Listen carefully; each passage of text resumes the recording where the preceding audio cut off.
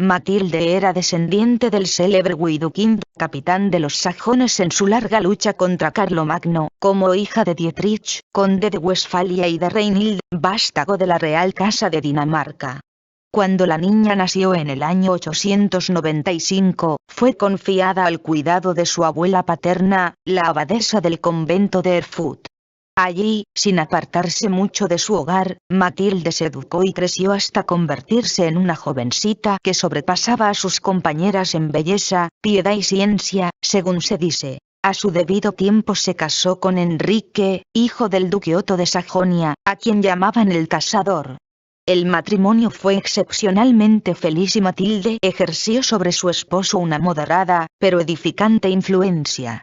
Precisamente después del nacimiento de su primogénito, Otto, a los 3 años de casados, Enrique sucedió a su padre en el ducado. Más o menos a principios del año 919, el rey Conrado murió sin dejar descendencia y el duque fue elevado al trono de Alemania.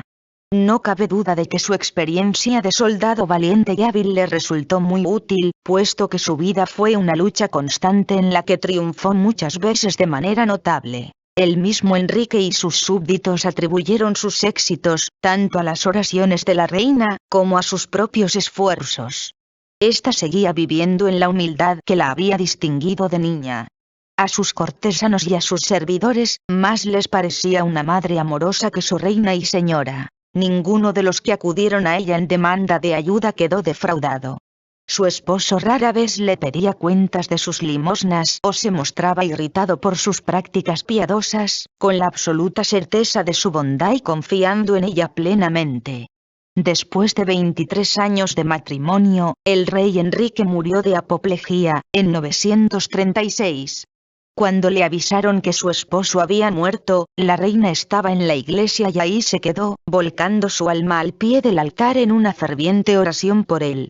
Enseguida pidió a un sacerdote que ofreciera el santo sacrificio de la misa por el eterno descanso del rey y, quitándose las joyas que llevaba, las dejó sobre el altar como prenda de que renunciaba, desde ese momento, a las pompas del mundo. Habían tenido 5 hijos. Otto, más tarde emperador. Enrique el Pendenciero. San Bruno, posteriormente arzobispo de Colonia. Gerberga, que se casó con Luis IV, rey de Francia, y Edwige, la madre de Hugo Capeto.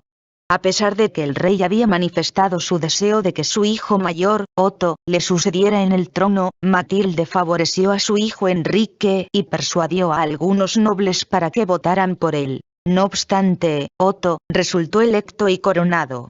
Enrique no aceptó de buena gana renunciar a sus pretensiones y promovió una rebelión contra su hermano, pero fue derrotado y solicitó la paz. Otto lo perdonó y, por la intercesión de Matilde, le nombró duque de Baviera. La reina llevó desde entonces una vida de completo autosacrificio. Sus joyas habían sido vendidas para ayudar a los pobres y era tan pródiga en sus dádivas, que dio motivo a críticas y censuras. Su hijo Otto la acusó de haber ocultado un tesoro y de malgastar los ingresos de su corona. Le exigió que rindiera cuentas de todo cuanto había gastado y envió espías a vigilar sus movimientos y registrar sus donativos. Su sufrimiento más amargo fue descubrir que Enrique instigaba y ayudaba a su hermano en contra de ella. Lo sobrellevó todo con paciencia inquebrantable, haciendo notar, con un toque de patético humor, que por lo menos la consolaba ver que sus hijos estaban unidos, aunque solo fuera para perseguirla. Gustosamente soportaré todo lo que puedan hacerme, siempre que lo hagan sin pecar, si es que con ello se conservan unidos, solía decir, según se afirma. Para darles gusto, Matilde renunció a su herencia en favor de sus hijos y se retiró a la residencia campestre donde había nacido. Pero poco tiempo después de su partida, el duque Enrique cayó enfermo y comenzaron a llover los desastres sobre el estado. El sentimiento general era que tales desgracias se debían al trato que los príncipes habían dado a su madre. Edith, la esposa de Otto, lo convenció para que fuera a solicitar su perdón y le devolviera todo lo que le habían quitado. Sin que se lo pidieran, Matilde los perdonó y volvió a la corte, donde reanudó sus obras de misericordia. Pero no obstante que Enrique había cesado de importunarla, su conducta continuó causándole gran aflicción. Él nuevamente se volvió contra Otto y, posteriormente castigó una insurrección de sus propios súbditos en Baviera con increíble crueldad. Ni aun los obispos escaparon a su cólera. En 955, cuando Matilde lo vio por última vez, le profetizó su próxima muerte y lo instó a arrepentirse, antes de que fuera demasiado tarde. En efecto, al poco tiempo, murió Enrique y la noticia causó un dolor muy profundo en la reina. Emprendió la construcción de un convento en Nordhausen. Hizo otras fundaciones en Quedlinburg, en Engern y también en Poelen, donde estableció un monasterio para hombres.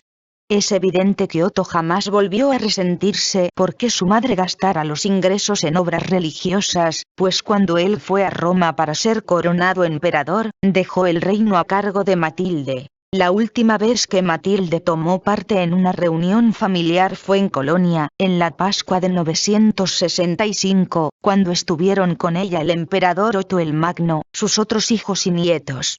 Después de esta reaparición, prácticamente se retiró del mundo, pasando su tiempo en una y otra de sus fundaciones, especialmente en Nordhausen. Cuando se disponía a tratar ciertos asuntos urgentes que la reclamaban en Quedlinburg, se agravó una fiebre que había venido sufriendo por algún tiempo y comprendió que pronto iba a llegar su último momento. Envió a buscar a Richburgo, la doncella que la había ayudado en sus caridades y que era abadesa en Nordhausen. Según la tradición, la reina procedió a hacer una escritura de donación para todo lo que hubiera en su habitación, hasta que no quedó nada más que el lienzo de su sudario. Den eso al obispo Guillermo de Mainz, que era su nieto. Él lo necesitará primero que yo. En efecto, el obispo murió repentinamente, 12 días antes de que ocurriera el deceso de su abuela, acaecido el 14 de marzo de 968. El cuerpo de Matilde fue sepultado junto con el de su esposo, en Quedlinburg, donde se la venera como santa desde el momento de su muerte.